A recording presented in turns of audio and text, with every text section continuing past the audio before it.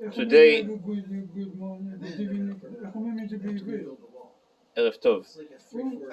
Today we are marking a very important date where we're starting a new cycle, the 43rd cycle of the Rambam.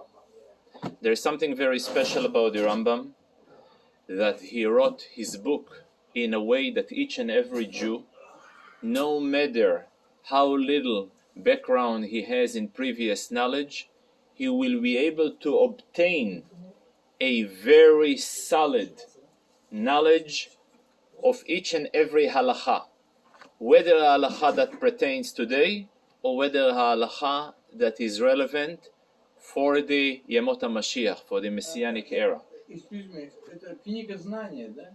Да. Вначале. Correct. Замечательная Correct. книга. So today we will focus on a Rambam makes a very big introduction to the Torah, to the development of the oral tradition of the Torah Sheba'al Peh. And he starts with the following sentence, that while Moshe Rabbeinu was teaching the Jews not only the written Torah, but he gave them the oral tradition as well. And the oral tradition went from Moses to Yoshua, to the Zkenim, to the couples.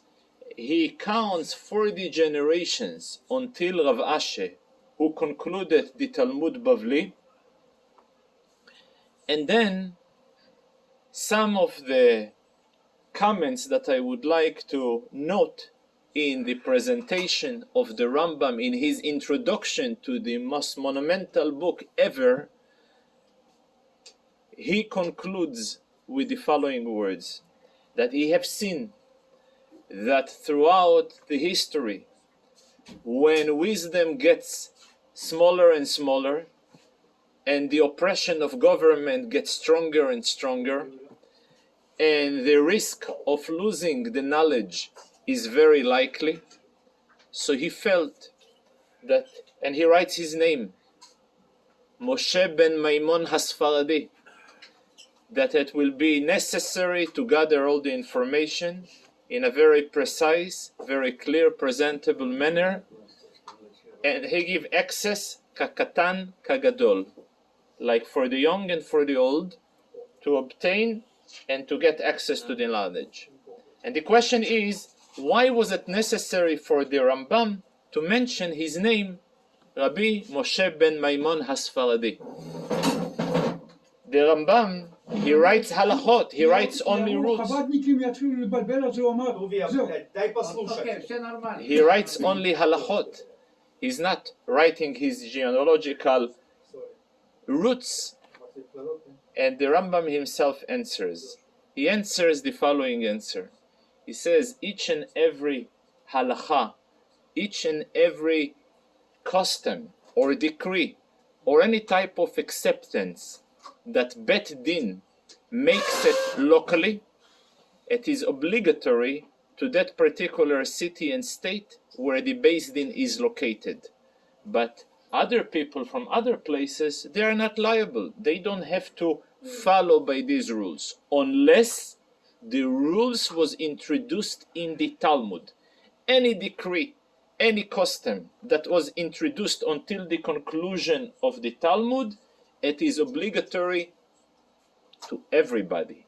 But if it was introduced after the conclusion of the Talmud, then each and every city, each and every location must to obey by their place. For that reason, the Rambam writes upon himself that given the fact that some of the rulings of his book are not necessarily relevant to people who lived in other places, for therefore it's not obligatory for them.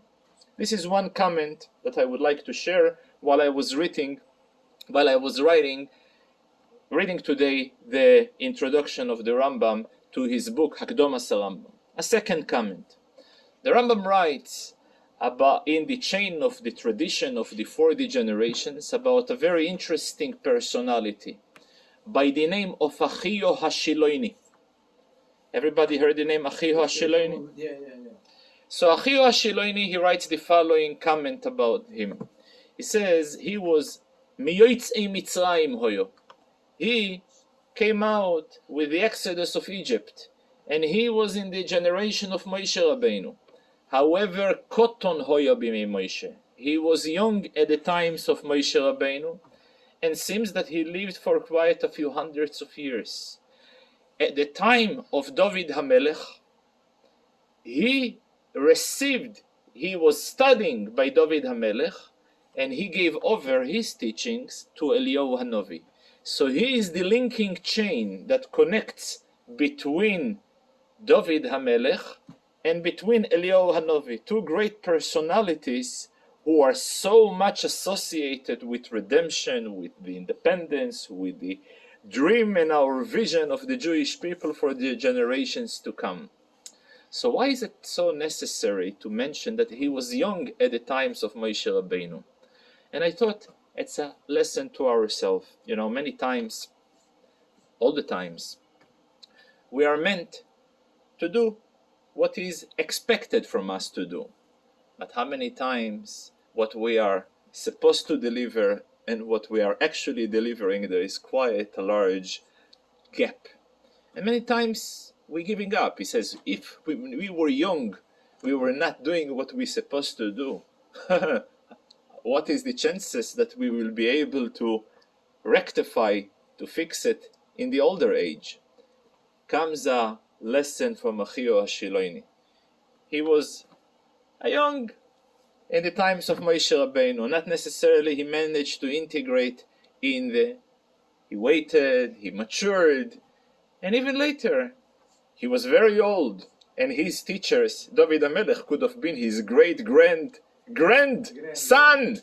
Nevertheless, he was humble enough, and he had the humility to go and study from David HaMelech himself, although he was probably a few hundreds of years younger than him.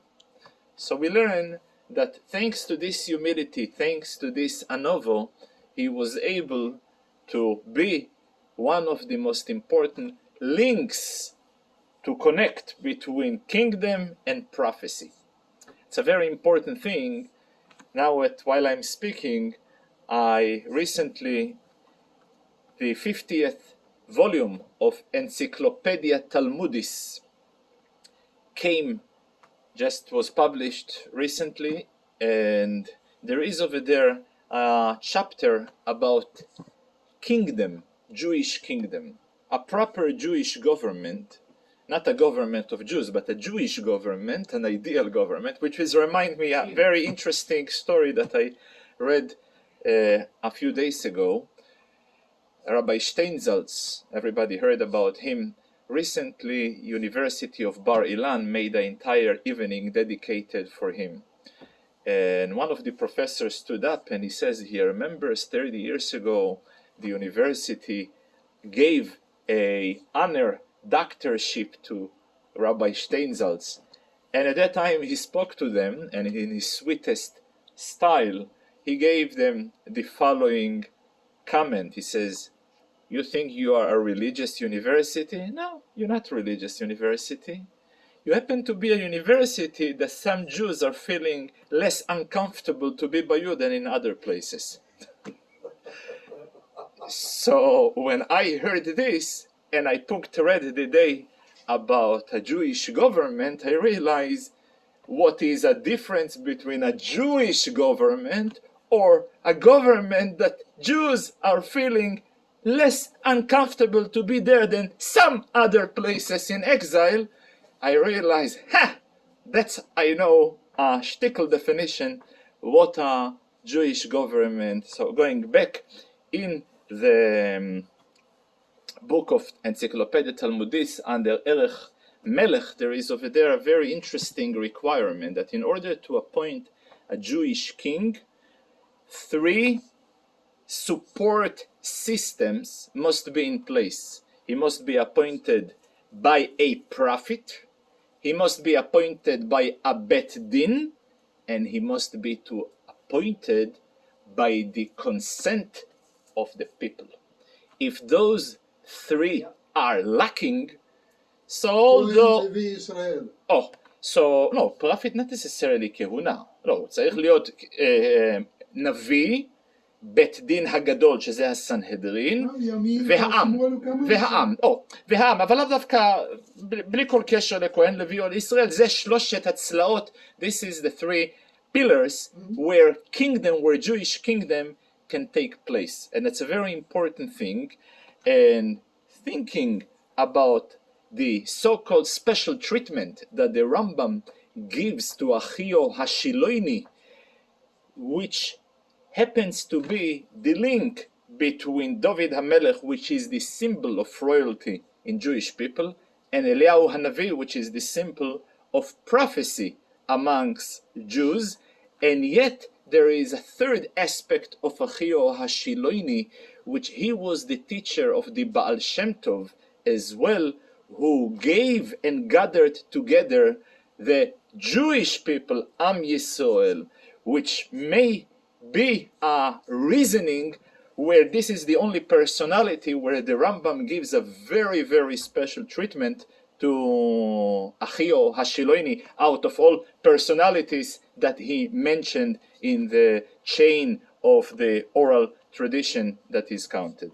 I have a few more comments, but we leave it at that because right now it is 8:44 and we'll continue tomorrow. Not to have few wives. It's obligatory everywhere? Only for a king. Only a king is prohibited to have more than 18 wives. 18. A normal person, unless, we have the issue of the Cherem de Rabbeinu Gershom, but It's first obligatory to everyone? so it's only Ashkenazic Jews took it upon themselves. Sephardic Jews, it's not bound by this. Okay. That's So- why I tell my name. Correct, I want to correct, be Sephardic. correct. Okay, I'll become a Sephardic. Yeah. They will work, I will sit in synagogue Yeah. and pray. There's